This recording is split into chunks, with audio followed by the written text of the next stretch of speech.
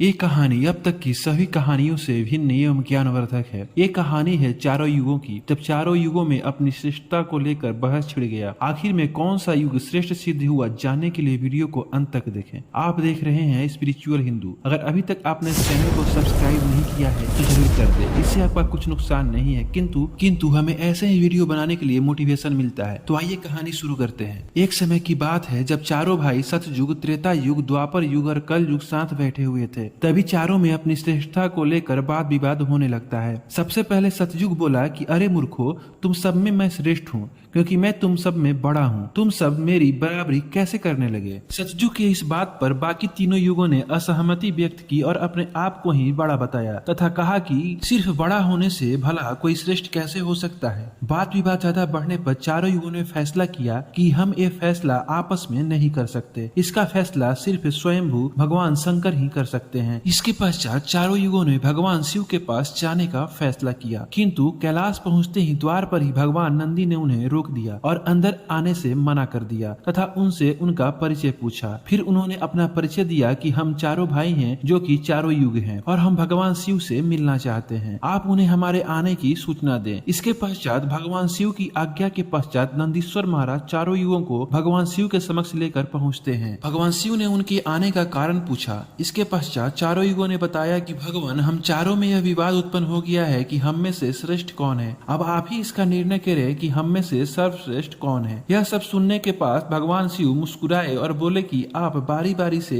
बताएं कि आपको क्यों लगता है कि आप श्रेष्ठ हैं। इस पर सतयुग बोला कि मैं सबसे बड़ा हूँ तथा मेरी आयु भी सबसे ज्यादा है, अर्थात 17 लाख वर्ष है, अतः मैं श्रेष्ठ हूँ। इस पर कलयुग बोला कि हे महादेव, कोई सिर्फ आयु में बड़ा होने से श्रेष्ठ कैसे हो सकता है। सृष्टि का तो नियम है कि कोई भी अपनी आयु से नहीं बल्कि अपने गुणों से बड़ा होता है। शिव ने भी कलयुग के बाद से सहमति जताई और कहा कि हे सतयुग, तुम ऐसे तो बड़े नहीं हो सकते, कोई और गुण हो तो बताओ। फिर सतयुग बोला कि हे भगवान, मेरे युग में एक से एक पराक्रमी और बलवान लोग हुए, वे पृथ्वी को उठा ले गए। ऐसे पराक्रमी थे वे लोग। मेरे समय में भगवान श्री हरि ने कई अवतार लिए, जैसे बराह अवतार, मत्स्य अवतार, नरसिंह अवतार इत्यादि मेरे ही काल में हुआ। इस पर त्रेता बोला कि श्री हरि का अवतार तो मेरे भी समय में मर्यादा पुरुषोत्तम राम के रूप में हुआ, जिन्होंने संसार को मर्यादा सिखाया। और रही बात बल की, तो मेरे युग में मेघनाथ, कुंभकर्ण, रावण और महावीर, बजरंगबली जैसे बलशाली योद्धा थे, जिसमें किसी ने इंद्र को तो किसी ने तीनों लोक एवं नवग्रहों को भी जीत लिया था। इन दोनों की बातें सुनकर द्वापर बोला कि हे प्रभु, भगवान श्री हरि का सबसे विख्यात अवतार तो मेरे ही युग में हुआ, जिन्होंने पूरे संसार को धर्म का पाठ पढ़ाया तथा गीता का उपदेश दिया। भगवान कृष्ण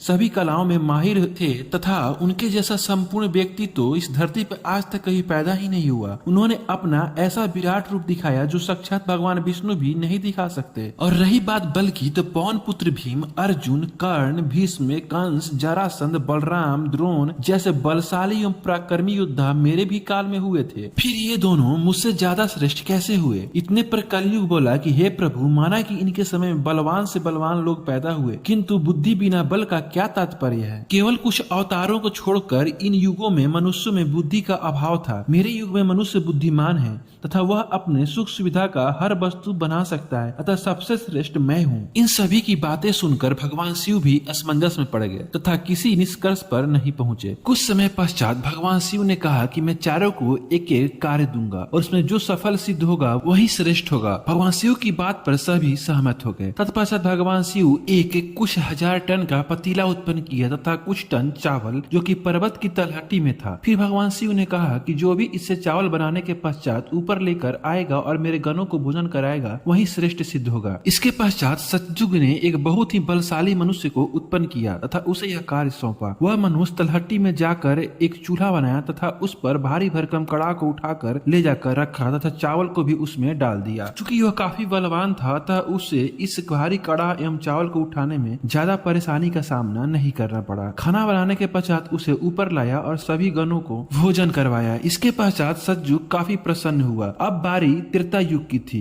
उसने भी एक पराक्रमी एवं बलशाली मनुष्य उत्पन्न किया तथा उसे यह कार्यभार सौंपा। पहले वाले मनुष्य की भांति ही आसानी से ठीक वैसा ही त्रेता युग के मनुष्य ने भी कर दिया तथा सभी को भोजन करा दिया, क्योंकि वह भी काफी बलशाली था और उसे इसे करने में कोई समस्या नहीं आई। इसके पश्चात द्वापर युग ने भी भीम की ही भांति एक शक्तिशाली मनुष्य को उत्पन्न किया तथा उसे यह कार्य सौंपा। बड़ी मुश्किल से ही सही, किंतु वह व्यक्ति उस काम को पूर्व के मनुष्यों की भांति ही कर दिया। अब भगवान शिव ने कलिजुग से कहा कि तुम वह कड़ा और चावल देख रहे हो, उसका वजन तुम्हारे लिए तनिक भी कम नहीं होगा। तुम्हारे युग के मनुष्यों से तो उसे उठाना संभव नहीं है, तुम भला कैसे जीत पाओगे। फिर कलयुग ने कहा कि हे प्रभु, आप तो न्याय करता है, सभी की भांति मुझे भी एक मौका देकर देखे कि मैं यह कार्य कर पाता हूँ या नहीं। इसके पश्चात कलयुग ने एक बड़े ही बुद्धिमान व्यक्ति को उत्पन्न किया तथा उसे वह कार्य सौंपा। जब वह व्यक्ति तलहटी में गया तो देखा कि कड़ा तो काफी बड़ा और भारी है, जिसे उठा पाना संभव नहीं है। फिर कुछ समय विचार करने के पश्चात उस व्यक्ति ने कड़ा उठाने के बजाय वहीं पर उसके नीचे चूल्हा बनाना प्रारंभ कर दिया। चूल्हा बनने के पश्चात लकड़ी लाया और चावल डालकर चावल तैयार कर लिया। फिर अब समस्या थी ऊपर ले जाने की, तो उसने भगवान शिव के गणों में से ही 4 गणों को साथ ले लिया जो कड़ा उठा लाए। जब सभी गण खाना खा लिए तो उसने शेष 4 गणों को भी भोजन करा दिया। यह देखकर भगवान शिव काफी प्रसन्न हुए तथा बोले कि सतयुग, त्रेता और द्वापर तीनों युगों के मनुष्यों ने केवल अपने बल का प्रयोग किया। सतयुग के मनुष्य की लंबाई जहाँ 21 हाथ, त्रेता की 14 हाथ, द्वापर की 7 हाथ थी, वहीं कलयुग के मनुष्य की सिर्फ 3.5 हाथ, जो कि उस कढ़ा को हिला भी नहीं सकता था। तथा यदि वो सभी को भोजन कराने चलता तो उसे काफी समय लगता और शायद वह थक भी जाता और भोजन कराने में सक्षम भी नहीं हो पाता। अतः उसने मेरे ही गणों में से 4 गणों को साथ ले लिया एवं स्वयं बैठा रहा। अतः यह मनुष्य तो बड़ा ही बुद्धिमान प्रतीत हो रहा है। अतः कलयुग बहुत ही बुद्धिमान युग हुआ। इसके पश्चात भगवान शिव कहते हैं कि कलयुग बहुत ही बुद्धिमान युग होगा, वह मशीनों का युग होगा तथा इसमें बड़े बड़े